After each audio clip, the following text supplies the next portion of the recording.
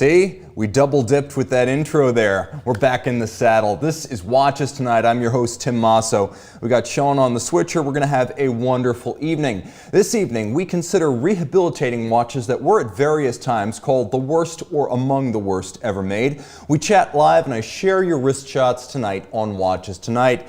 Edward, I can see you in the box. You're first. You're one of my favorites. You know that. Matt Foster, Decilis 2, Thomas Burnett, Arto Charles, Richard Combs. Your wrist shots in the episode. We've got Neo, we've got Ron, we've got Watches with Dennis from Kansas, John N, Mateo C, and Chaz from the Berg. Guys, welcome aboard. Okay, check out the redesigned homepage of thewatchbox.com. It's been a long time since I've been here, but these guys have been updating on an hourly basis with newly bought inventory for holiday sale. This is our Super Bowl from now until the holiday. It is when we will post the most new stuff at the closest intervals. So just keep refreshing. New things will show up hourly. These are exciting times to be on thewatchbox.com. And join me on Instagram, by the way. This is where you can follow me even when I am out of the office. I had a delightful trip to Geneva. You can follow my experience from de Bethune's manufacture to a Bugatti EB110 on the streets of the old city. Rajep Rajepi, we have Alain Silberstein, GPHG candidates. We have de Bethune's Aiguille d'Or award holding my glasses, and we also chatted with Davide Cerato of HYT. So check out Tim_Masso on Instagram. Wolfgang, my man from Austria, C. Flynn from San Diego, M Squared staying up late in England, and we've got Watchdog Podcast and Clive Williams in the box. David G. from California, thanks for joining in. All right, so viewer wrist shots number one, instant gratification, starting with Julian, who gets us off the mark with a heavyweight.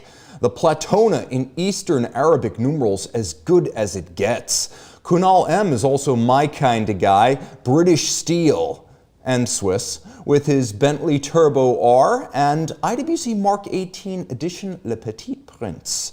Clive W. showcases his former Alango Unzona Lango 1, which he actually sold to Watchbox Switzerland and said he had a great experience, so thank you very much for trusting our company. Richard C. of South Florida, you're in the box, now you're on the screen. Tracking the time and the calendar with his Patek Philippe 5146R annual calendar. And Eric R. drops jaws and the mic with his Languntaina Albert Mono Pusher chronograph. That is as good gets. Send your wrist shots to Monday Mailbag at thewatchbox.com to see your wrist on my list. Okay, the worst watches ever made as defined by you, me, and the media. Maybe we're experiencing a little bit of hyperbole when I call these the worst watches, but the backlash to these models was furious when they debuted. And we're going to start in the 1990s and work our way more or less to the present, because a lot of these watches have been unfairly maligned. They come from Audemars Piguet, Patek Philippe, Chopard, and even de Bethune, and I think their redemption in some cases is complete. So we know that groupthink often strikes the watch market when things like this happen for no reason other than hype. Millions for a steel Nautilus? No thanks. But what about watches that inspire instant hostility, hatred, and knee-jerk venom? Do we owe them a second chance? I think so. And today's television program, or YouTube surrogate for television, will explore several different watches that were initially maligned and deserve better. So, Russia. We haven't checked in on Russia in a while. There was a kinder, gentler time when Russia was a place that we tended to associate with men who love designer tracksuits while driving G-Class AMGs and possibly playing Tetris in the back seat while doing so. And that immediate post-communist epoch brought a return to Russia by Patek Philippe for the first time since the reign of czars, and czars, and czars, and czars. All of which is to say, it was a triumphant return to the land of Matryoshka dolls and workaholic ballerinas. Patek in 1998 launched a special model expressly designed for the Russian market. Everyone knows it by its name, not its reference. Its reference is the 5091. Its name is the sculpture.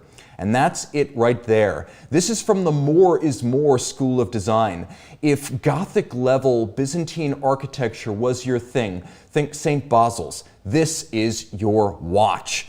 Officially, this is the 5091 family. It's a range of different variants on bracelet and strap with several different dials and case materials.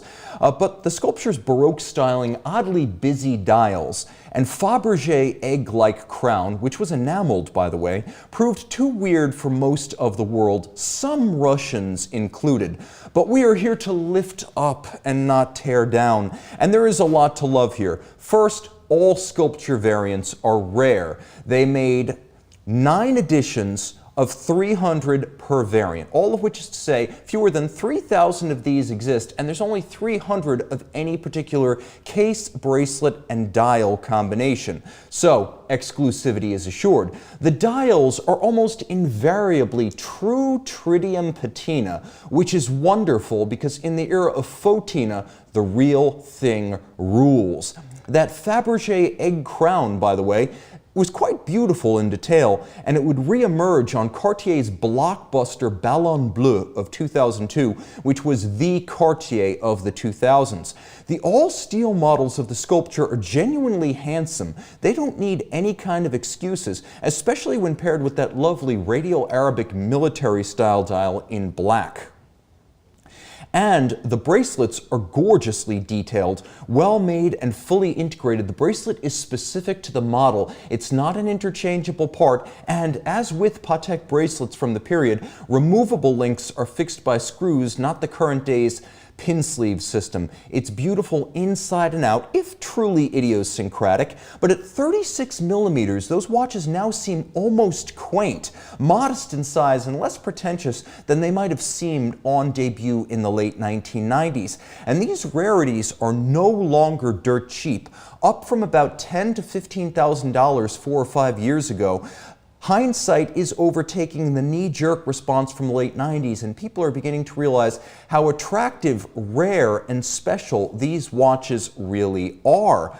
Still, buy the handsome steel sculpture with the full bracelet, the black military dial, the tritium numerals. All of that undiscovered value in modern Patek Philippe still exists when you can get into this watch for $20,000 to $25,000 in spite of its rarity. And remember, dials, cases, bracelets, everything bespoke to the model, nothing interchangeable with other model lines. Don't expect these to stay depressed forever. They're actually kind of cool. All right, jumping into the box, we got Maison 1, we've got B&J, we've got Miroslav R, we've got Love for Watches, Random Rob, Bob Golub, saying it looks like an Ebel watch, a little bit like, but not exactly. If you look at an Ebel, you'll see that there are big differences, but they both have a sort of organic integration of case, bracelet, and lug, so I can see where you're going with that. Nishant Patel, Brick Lane, we've got Vemaru T, and we've got, let's see, who else is in the box? We got a lot of folks. This chat box moves it fast. Stagecoach 420 and Tobister M. All right, guys, thanks for joining in. This is going to be a good time tonight. We got a lot to talk about, including your viewer wrist shots number 2. Phil C, I'm sure that's Phil Collins, senses something in the air tonight as he rolls with his BMW X5 and Panerai Luminor Submersible PAM 1323 Navy SEALs. Coley M catches my weekend watches special with his IWC 3723 Aquatimer split minutes. Longa was not the first to do that. We have Aaron S of Boca Raton wearing his Omega Speedmaster 57 in his Tesla Model Y Performance. Prowling the streets with electrons. You got the quartz car and the analog watch. Dylan L takes state-of-the-art Rolex Air King photos with this professional grade setup in his backyard. And we've got Tobias L, who grabs Luscious Loom, a shot of his Rolex Sea Dweller 4000. That is a watch that was almost immediately missed. A handful of years on the market, discontinued, everyone wishes he bought 2. Very cool stuff. Guys, send your wrist shots to mondaymailbag@thewatchbox.com, and when you send me a wrist shot, especially if you're a first-time submission, give me your Instagram handle so I can tag you. All right. In 2021, Audemars Piguet threw some watch pundits into fits of rage with the announcement that the first of its Marvel Comics themed watches would feature a literalist take on the superhero Black Panther. And that's the character right there. Financially, this was a logical place to start the series since the 2018 film, there's the MCU version, made a crazy $1.3 billion globally. The watch, a Royal Oak concept flying tourbillon, turned out to be a lightning rod for criticism because, and don't laugh now, some people thought it wasn't serious enough for a $162,000 watch. Honestly, that is exactly the same kind of oblivious irony displayed in the famous Dr. Strangelove War Room tussle. Gentlemen, you can't fight in here. This is the war room. No fighting in the war room. It was a facepalm moment for the watch collector fraternity because that irony was entirely overlooked at the time. And frankly, I don't think we would have seen quite the same level of backlash had this been a Captain America or Iron Man watch, but that's all I'm going to say about that. I never heard a peep about nonsensical luxury-priced stuff like this. There's even nostalgia for that now. Granted, there were legitimately held disagreements with the prominence of the micro-sculpture on the dial and the hugely purple presence front and back. Not everyone thought that was necessarily an organic integration of the theme into the watch, and I can see that. Plus, I would also say it didn't help that Citizen released a $395 Black Panther watch just 2 years prior. But honestly, I think this watch's rehabilitation and frankly vindication is as complete as it's ever going to be, and it happened in less than 2 model years. First, there's the good cause supported by a white gold hand-engraved piece unique. This version of the watch hammered for $5.2 million to benefit educational and social resources, good causes both. The price was eye-raising, even more surprising, not so much that this was a Marvel watch that went for $5.2 million, but the fact that it became the most expensive Audemars Piguet watch ever sold at auction, which boggled my mind considering Patek Philippe watches have sold for many multiples of that, and I always considered AP to be a peer brand to Patek. I would also say second, the micro sculpture is an incredible work of hand engraving. It's cut by laser and it's white gold initially. All of the detail is then rendered using a burin. The features are hand engraved, and then miniature painting comes on board to add the color and the additional volumetric profile. A lot of the three-dimensional effects are actually done using micro painting, which is very cool. I've slated AP for embracing streamlined production of its mainstream models, but the Panther's creation was a gesture in precisely the opposite way, the right way. That's how watches should be made. Now, in the market that has witnessed bubbles burst and deflate, this watch continues to trade at multiples of retail if you can even find one. Note, a lot of those watches being offered are not real inventory, they're stock shots. So this remains a difficult watch to come by and one that will inevitably be purchased for a lot more than its $162K original retail. And all 250 pieces of this titanium limited edition sold out virtually from day one. The watch has taken on secondary sentimental value since the out-of-nowhere 2020 cancer death of film star Chadwick Boseman, which really kind of just like hit like a rocket because it came out of nowhere and he was so young at 43.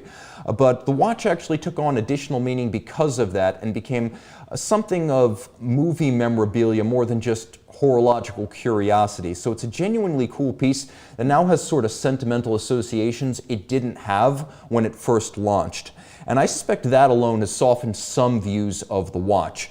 The watch itself is 42 millimeters in titanium, made of, well, mostly bezel in ceramic, crystals and sapphire, and then the titanium case. So at 42 in those materials, it actually wears more easily than a lot of Uber watches, including other Royal Oak offshores and Royal Oak concepts. And make no mistake, this is a Royal Oak concept, not an offshore, even though they're similar in size. Now, it's legitimate to just not want a big watch, or a visually loud watch, or a comic book watch. That said, I think this watch will be taken more and more seriously as a watch as years go by. We're already seeing signs of its staying power in the marketplace, and I think Michael Friedman at AP has basically had the last laugh on this one because he's in charge of complications, and this would have fallen under his umbrella. This is a first and a last, I hope, because it would make it more special. And if it is indeed a first and a last, well done AP. If we see 6 more superhero Royal Oak concepts or tourbillons, then that will probably do more than all of the social media umbrage to damage the perception in the long run of the Royal Oak Black Panther. Okay, what's going on here? Watches with Dennis saying the Patek sculpture is giving me Tag Heuer Link vibes, probably just the bracelet. And you know what? I do see it. I actually do see it. We have another counterpoint from Vermeru saying that Patek Philippe looks like a Raymond Weil Maestro. I see it. I actually do see that as well. And these are all legitimate responses to what will always be a polarizing watch. And then Thomas Burnett saying of the Audemars Piguet, it's a skilled microsculpture, but not necessary. And Faisal saying, maybe a watch for its time, no, looks silly. And then we have the Big Wrist, who's saying hi to Wolfgang, which is great because we love Wolfgang Kohlerer in this box. We have the Big Wrist giving us a pocket movie review, saying Black Panther 1 was excellent, Black Panther 2 is a snooze fest. I'll find out because I'm going to see it. It got good reviews, but not Black Panther 1 good reviews. And then Watches with Dennis saying, I always felt the tourbillon of that watch wasn't well integrated. Captain America's shield for that complication I could see. I think the watch would have looked better without. They got to use a different complication for Captain America. Maybe an automaton where you see the shield and then as it operates, you know, he moves the shield aside and you can see him, or maybe a throwing motion of his arm. I think it needs to be like a bespoke complication for each one. Never make them common and never make them duplicative. What else is going on here? Future inclusion on the list, the Tag Heuer Mario Kart. We're going to have to do another episode. There are a lot of watches that inspired unexpected rage when they debuted because people just take watches so darn silly. Or seriously. I guess I'm the silly one. You guys are more often the serious ones. And you take your watches and your wrist shots very seriously. Wrist shots number 3. Okay, Luca L has an independent streak with his newly delivered Philippe Pekulik piece unique, looking very good. It's got a little bit of a Sartori Biard SB05 vibe to it. Eric O in his vintage Chevy C10 enjoys some potent potations in the background and a collection of synchronized Citizen Eco drives. Simon S. with his Longines Hydro Conquest and Special Limited Edition gravel bike is a man after my own heart. Mikhail B. of Poland is among the lucky ones with his Swatch Moon Swatch Mission to Saturn. Hard to get. David Z. of Miami enjoys a tropical drink with his Tag Heuer Carrera Red Limited Edition. Remember, send your wrist shots to mondaymailbag at thewatchbox.com to see your watch in this box. What else you guys saying here? Forgotten Autos. Will you or did you talk about the Chopard Alpine Eagle? I don't know. You're going to have to follow. You're going to have to stay with me to find out what else is going on in the box. We have Neo saying a Thor minute repeater would definitely work. That would actually be very cool, but it would have to be loud. And actually, that's one thing AP's Supersonnery does. It's not the most tonally beautiful minute repeater, but it is loud. God of Thunder would deserve no less. And then right here we have Neo joining in and Rick on watches and Mark S. from Brooklyn. Okay, so in 2008, Jaeger-LeCoultre, a brand I revere and have frequently collected, announced the fruits of its endorsement deal with the greatest Moto Grand Prix rider of all time, Valentino Rossi. And there he is in a JLC factory photo promoting his own series of JLC watches. It should have been the ultimate promotional opportunity given the imprimatur of the then already 6-time Moto Grand Prix champion. But in 2008, the luxury watch world revolved around East Asia. And clients there historically were averse to the numbers 4, 6, and huge case sizes.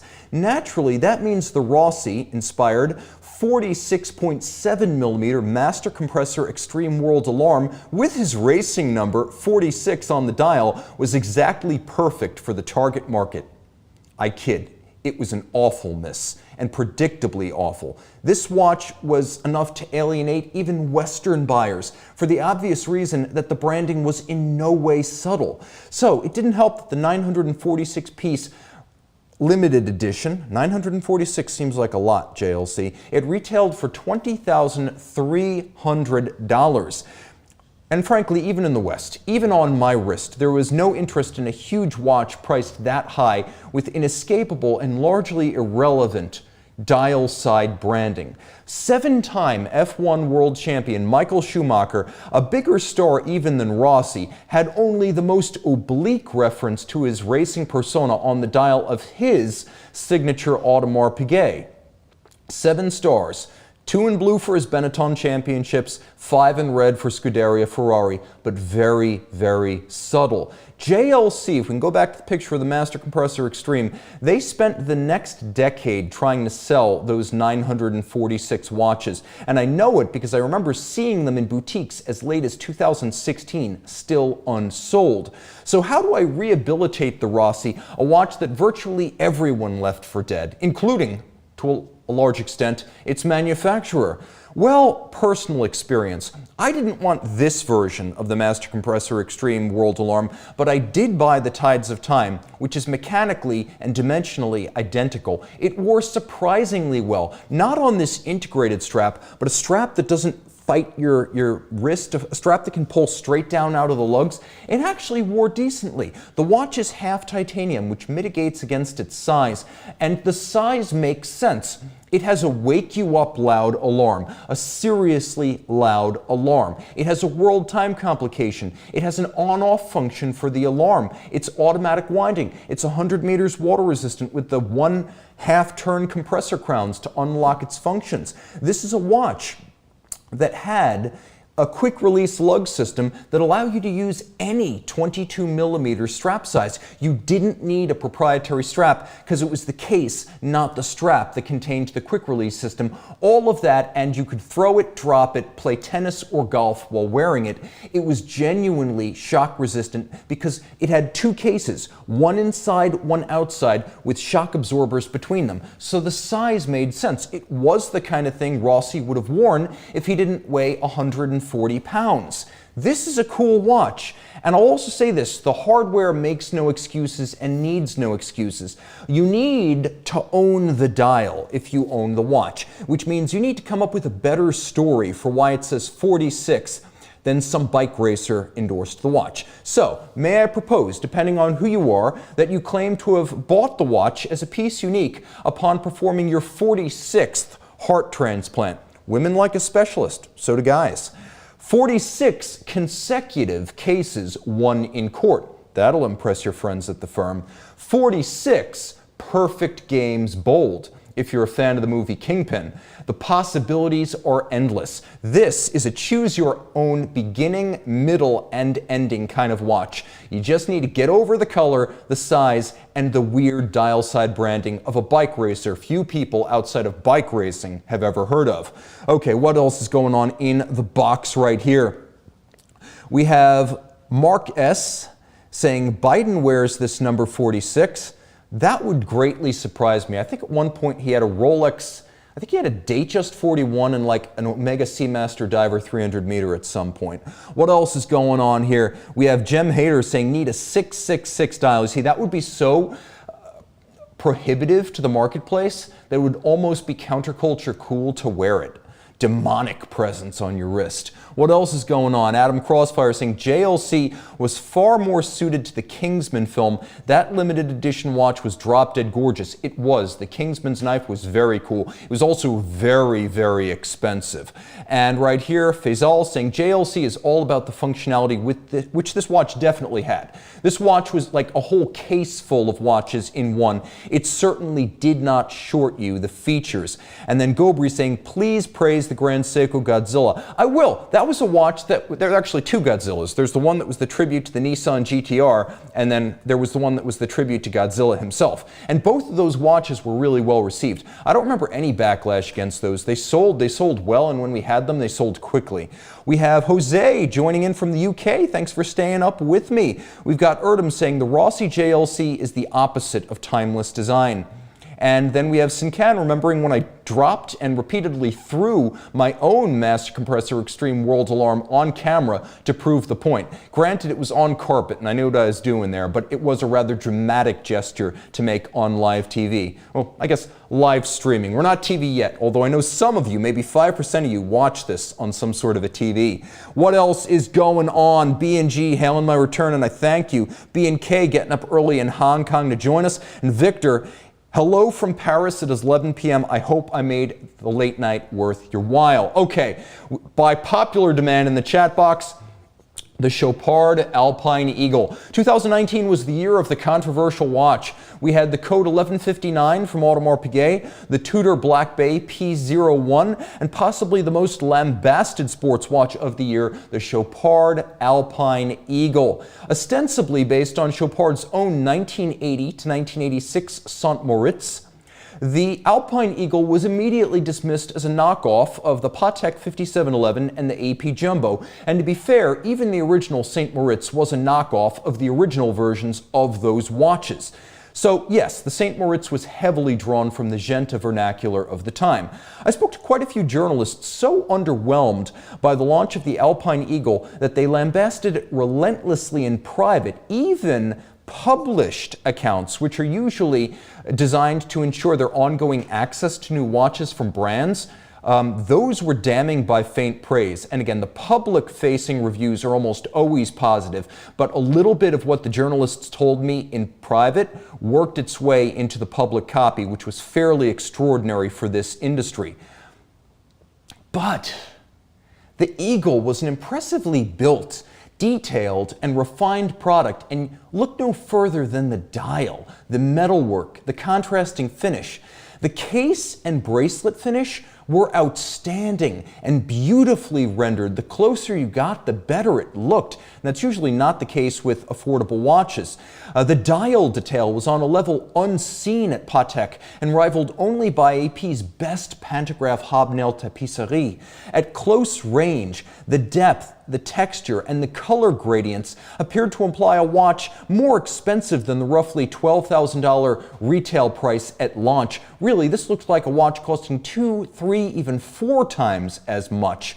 Its bracelet was better built and more solid in the hand than that of the Patek 5711 or the 5167 Aquanaut. The specs of its chronometer-certified hacking 60-hour Chopard Louis-Ulysse Chopard caliber surpassed what AP and Patek were offering at the time. And in 2021, a high-frequency version with a 57,600 vibration per hour beat rate was released as a titanium limited edition, so the watch got better by a lot almost immediately from a technical standpoint. Special editions, too, in small volume, if you're willing to look, offer appeal to almost any tastes, thanks to all kinds of crazy colors. You will find your match. Try that with a 5711. And if it exists, try affording it as an AP Jumbo. The current watch community consensus for the Alpine Eagle is a dramatic contrast to how it was perceived even 3 years, 36 months ago. The Patek and the AP Jumbo might be originals in the space from a design standpoint, but to many they've just worn out their welcome after a torrid pace of hype that many are eager to leave behind in the bubble economy era, and frankly, I share that sentiment.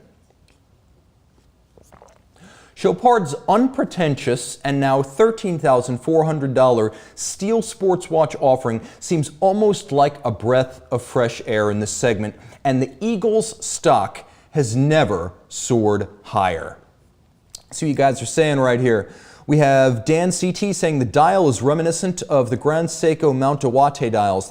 There is a little bit of that. There is a little bit of that there, but those tend to be a radial burst. These are a little bit more spiral drawn on the Alpine Eagles. What else is going on? We have Mojal saying they don't care about getting a strike on YouTube. They turned off monetization on the channel. Apparently someone's complaining about something. That's true. You can watch this 1 million times and I won't get a cent. We turned off monetization because frankly I think it's a gimmick. It degrades the user experience and I don't want competitors piggybacking for free on my work. And then right here, what else is going on here? We have Thomas Burnett saying the bracelet of the Alpine Eagle is really comfortable and very well made and detailed.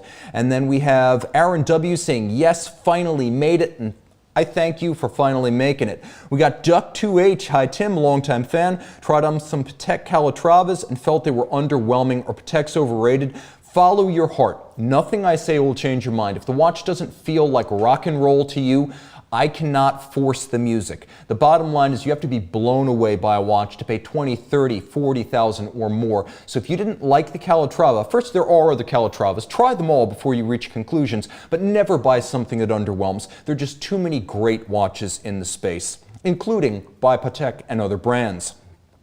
James Fernandez says, Zelos does a swirl dial that's similar. I've seen it, it's nice, it's not quite at Chopard levels. And then Galen M saying, first time live in 8 months, and I thank you for that. All right, wrist shots number 4, I asked, you answered, starting with Matthias from Geneva with his Omega Speedmaster Apollo 11 45th anniversary on location in the Alps. I love it. We have Salman B taken to the sky in the hangar with Kuwait Airways and his Rolex Yachtmaster. We've got Kasim H living the life with his Rolex Yachtmaster in Oia, Santorini, Greece. Absolutely beautiful Mediterranean colors there. Nice classical wrist shot with a great back.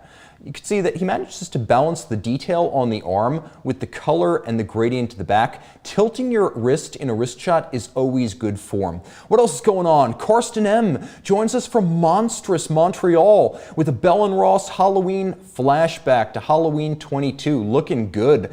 And then Marvin R takes us home via the Bahamas with his latest generation Rolex Green Submariner. Again, getting the detail of the watch and the color of the backdrop is always a win for a wrist shot. Now, before we're done, we have one more big fail, or at least it was a big fail in the moment. And it reminds us that not all watch industry trends are visible to outsiders. Most collectors don't realize that the original equipment manufacturers, the manufacturers of the watches, suffered a major sales recession from 2015 to 2017, and legal proceedings between brands, collectors, and dealers almost always stay under wraps and don't break cover. I hear about all this stuff, but it doesn't often make it to the forums.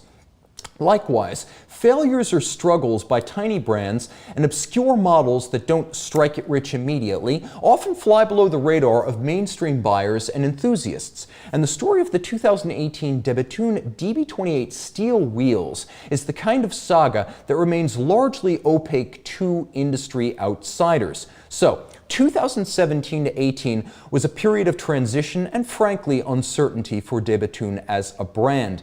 It was always considered to be one of the most capable and adventurous brands from an engineering and fabrication standpoint, but always one that was on shaky financial footing because it did a bad job of marketing itself and maybe it spent too much money on engineering and experimentation. So in 2017-18, huge upheaval at the company. Co-founder and design leader David Zanetta departed, new investors moved in at an attractively low price of admission, and former CEO Pierre Jacques, who'd led the company from 2010 to 2015, returned as a stakeholder and second-tour chief executive officer. In other words, this was the time for turnaround artists. These were times when people on the outside were wondering if the company would make it to 2019. And one product seemed to embody the limbo-like struggles of the brand in those days, and that was the DB28 steel wheels. You can already see from that cropped shot, that's a really cool watch. I'm surprised everyone who's out looking for indie brand watches didn't immediately latch onto it, because in terms of engineering, finishing, rarity and exclusivity, horological significance and innovation, this watch had it all.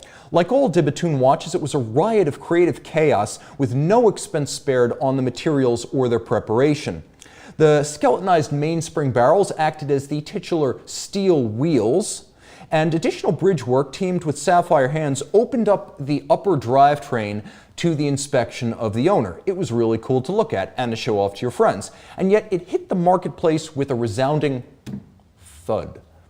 Despite a truly limited initial release of 25 pieces in titanium, dealers just couldn't move the metal, and at some points individual dealers had 3, 4, or even 5 of them on hand, again in spite of the rarity and the quality of the product. At nearly $100,000 per watch, that was high stranded value if not moving. Discounts were available at the time if you knew who to ask. It was one of the worst niche product launches I had ever seen. It was a microcosm of the Bethune mystery of the time. Despite the coolest watches in the world, it boasted none of the hype, social media footprint, or client waiting lists of brands spending far less on product development and execution. And then the company turned a corner. in 2019, 20, and 21, auctions of the brand's older watches suddenly picked up. People started asking about them at dealers. People started calling us about them aftermarket before we even owned the brand. And demand for new models followed the uptick in demand for the pre-owned.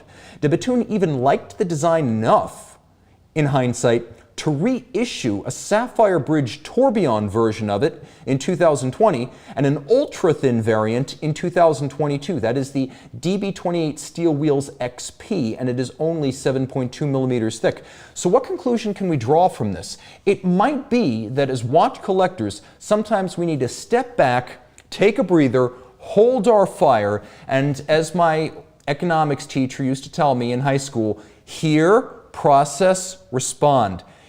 Sometimes we jump the gun. Mr. Monastero, you were right from the beginning. Guys, thanks to everyone who joined tonight. It was a big return for this show. It's been a long time off the air, out to Switzerland, then sick. Sean coming back cracking as if he hasn't missed a beat, and you guys making the best job in the world possible. Time out, Tim out. Be healthy, and thanks for logging on.